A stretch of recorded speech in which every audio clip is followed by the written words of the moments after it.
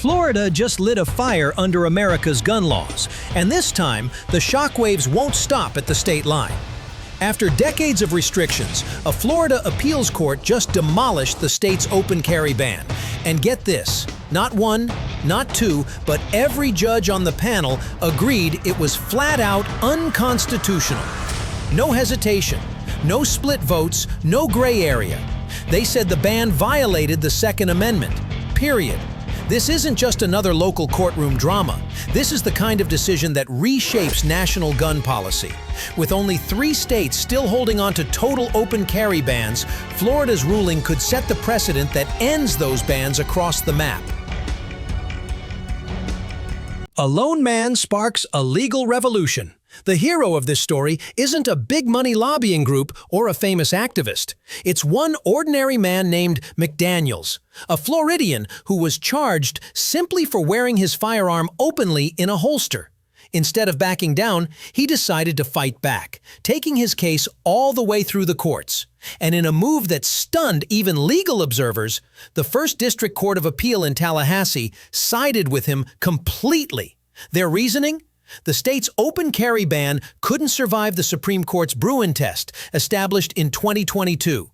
Under that test, modern gun laws must line up with America's historical tradition of firearm regulation. If a restriction doesn't have a real historical equivalent, it's unconstitutional, plain and simple. Florida tried to defend the ban using vague public safety arguments, but couldn't produce a single historical law banning open carry outright. That's when the whole case started to crumble. A law built on contradiction. Here's the irony that the judges couldn't ignore. Since 2023, Florida has allowed permitless concealed carry, meaning millions of residents can legally tuck a handgun under their shirt. But if that same weapon peeked out from a holster on the hip, suddenly you were a criminal. How does that make any sense? Judge Stephanie Ray, who wrote the court's opinion, said exactly that, calling the old law backward. She pointed out that throughout early American history, open carry was considered the honorable way to bear arms, while hiding a weapon was viewed with suspicion.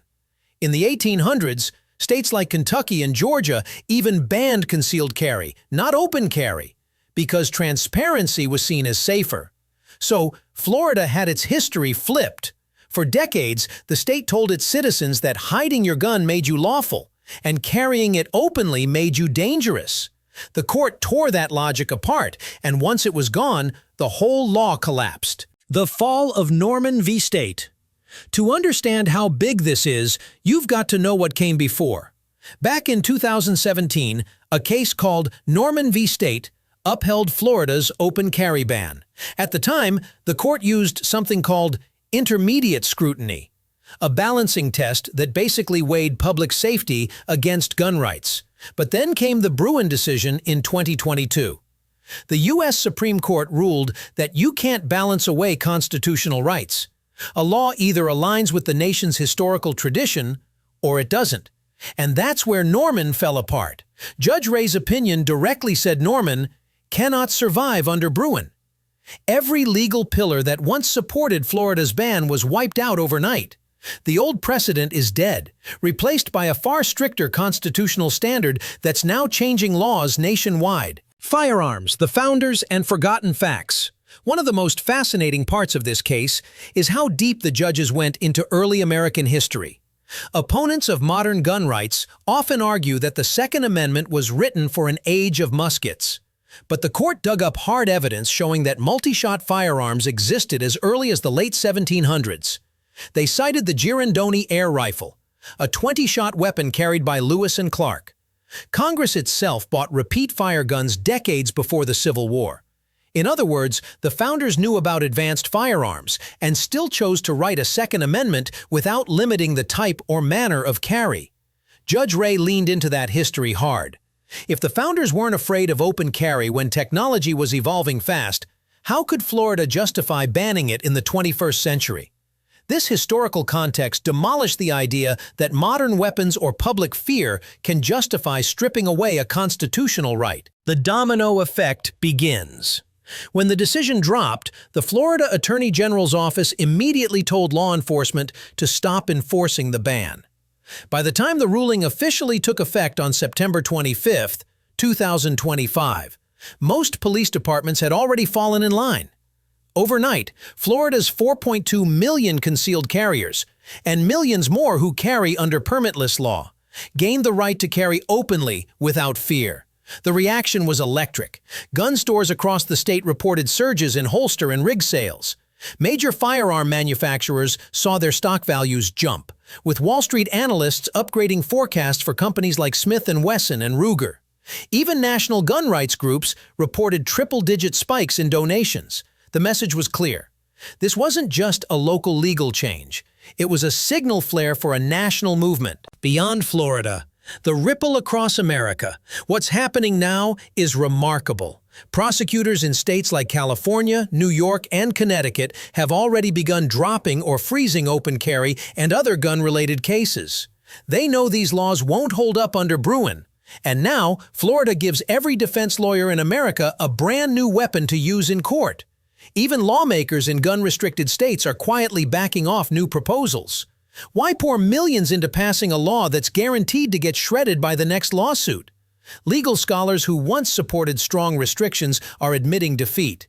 UCLA law professor Adam Winkler, known for his balanced but cautious view on gun policy, has publicly said that Bruen makes broad bans nearly impossible to defend. Florida just proved his point in real time. The bigger picture, a constitutional shift. Here's what makes this moment historic. For decades, courts treated the Second Amendment like a second-class right, something that could be limited for safety, as long as the state had a good argument. That era is ending. With Florida's case now on the books, we're watching the Second Amendment rise to the same level of protection as the first. Speech, religion, and now, the right to bear arms. All must be treated with the same constitutional respect. Federal courts are already slowing down on cases involving magazine limits, assault weapon bans, and public carry restrictions, waiting to see how this Florida ruling echoes through the system. It's like dominoes lining up across the country, and one by one, they're starting to fall. Florida's open carry decision isn't just about guns, it's about power. Who has it? Who defines freedom? And how history shapes the laws that govern us today. A single man named McDaniels decided not to take a plea deal. That choice just overturned a 40-year-old law, rewrote the legal landscape of the Second Amendment, and sent ripples through every courtroom from Tallahassee to Sacramento. And whether you love this ruling or fear what comes next, one thing is certain. America's debate over the right to carry just entered a brand new era, and Florida pulled the trigger.